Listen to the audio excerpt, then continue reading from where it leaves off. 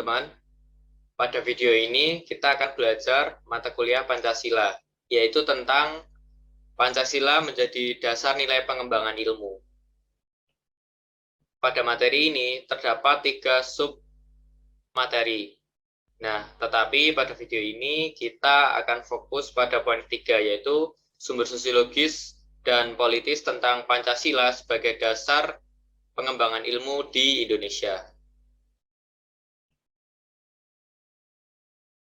Yang pertama, sumber sosiologis Pancasila sebagai dasar nilai pengembangan ilmu di Indonesia itu dapat ditemukan pada sikap masyarakat Indonesia yang sangat memperhatikan dimensi ketuhanan dan kemanusiaan. Sehingga ketika manakala iptek ini tidak sejalan dengan nilai ketuhanan dan kemanusiaan, maka biasanya akan terjadi penolakan. Kita ambil contoh. Nah, teman-teman, contohnya ini terjadi di Semenanjung Muria, di mana masyarakat di sana menolak atas rencana pembangunan pembangkit listrik tenaga nuklir. Nah, penolakan masyarakat ini terjadi didasarkan pada kekhawatiran mereka atas kemungkinan kebocoran PLTN di Chernobyl, Rusia. Yaitu Chernobyl, Rusia itu terjadi kebocoran PLTN sehingga Chernobyl tidak bisa dihuni karena terpapar zat radioaktif yang membahayakan umat manusia. Nah, terlepas ada efek negatif tersebut, pasti kan ada efek positifnya. Nah, tetapi masyarakat itu menyadari bahwa akan banyak timbul efek negatif, seperti gangguan kenyamanan, seperti kemacetan, suara, getaran, debu, dan kebocoran itu sendiri. Nah, dalam terminologi dampak sosial, hal itu tuh dinamain perceived impact atau dampak yang dipersepsikan.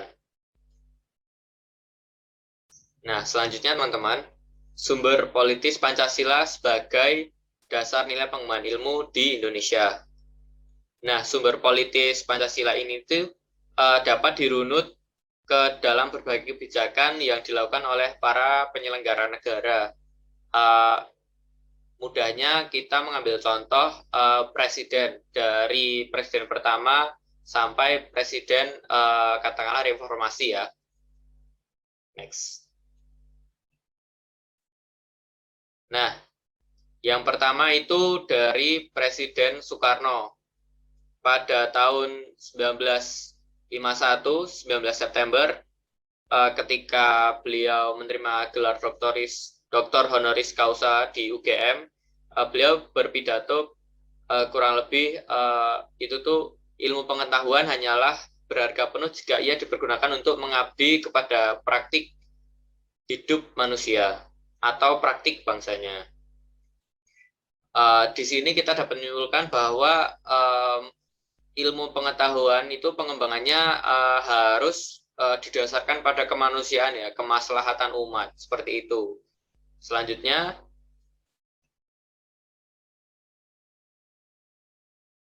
masih dari Pak Presiden Soekarno, Pak Presiden Soekarno menegaskan bahwa ilmu pengetahuan itu mutlak. Di samping itu, tetapi itu harus mempunyai karakter atau ciri khas, katakanlah seperti itu. Nah, tetapi ilmu pengetahuan di sini tuh sifatnya mutlak ya. Namun tanpa karakter itu, orang tidak dapat membantu kepada pembangunan nasional. Oleh karena itu, pembangunan nasional itu sebenarnya adalah suatu hal yang berlangit sangat tinggi. Nah, di sini Presiden Soekarno lagi-lagi menegaskan bahwa untuk kepentingan nasional, kepentingan bersama, seperti itu. Selanjutnya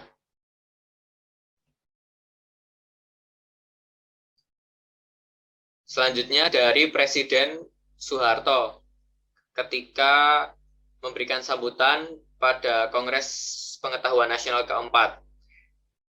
Nah, Presiden Soekarno ini memberikan sambutan kurang lebih bahwa ilmu pengetahuan dan teknologi itu harus diabdikan kepada manusia dan kemanusiaan. Harus dapat memberi jalan bagi peningkatan martabat manusia dan kemanusiaan. betapapun besarnya kemampuan ilmiah dan teknologi kita, dan betapapun suatu karya ilmiah itu kita mendapat tempat terhormat pada tingkat dunia, tetapi apabila kemampuan ilmu pengetahuan itu tidak dapat membantu memecahkan masalah-masalah pembangunan kita, maka hal itu merupakan kepincangan. Nah, lagi-lagi di sini ada penegasan bahwa ilmu pengetahuan itu harus berguna bagi kemanusiaan nasional, kemaslahatan masyarakat seperti itu. Nah, selanjutnya dari Presiden SBY ketika menjabat memberikan sambutan yang kurang lebih seperti ini. Setiap negara mempunyai sistem inovasi nasional dengan corak yang berbeda dan khas, sesuai dengan kebutuhan dan kondisinya masing-masing. Nah, di sini tuh Pak SBY menekankan bahwa akan membentuk komite inovasi nasional yang langsung bertanggung jawab kepada Pak Presiden SBY itu sendiri. Nah, beliau mengatakan bahwa strategi yang kita tempuh untuk menjadi negara maju, developed country itu adalah dengan memadukan pendekatan sumber daya alam, iptek, dan budaya, atau knowledge base, resource base, dan culture based development.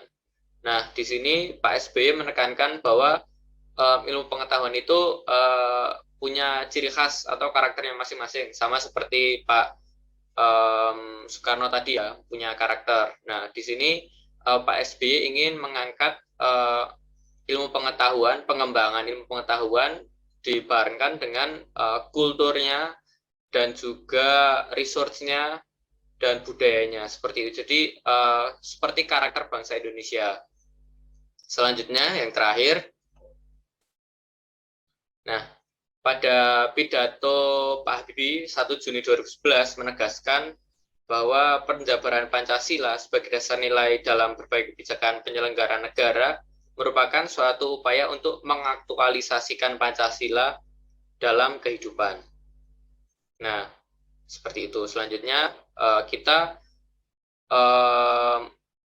mendapatkan kesimpulan bahwa berdasarkan pemaparan isi pidato pada para penyelenggara negara tersebut, maka dapat disimpulkan sumber politis dari Pancasila sebagai dasar nilai pengembangan ilmu, pengetahuan, dan teknologi lebih bersifat apologis, yaitu hanya memberikan dorongan kepada kaum intelektual untuk menjabarkan nilai-nilai Pancasila lebih lanjut, seperti itu.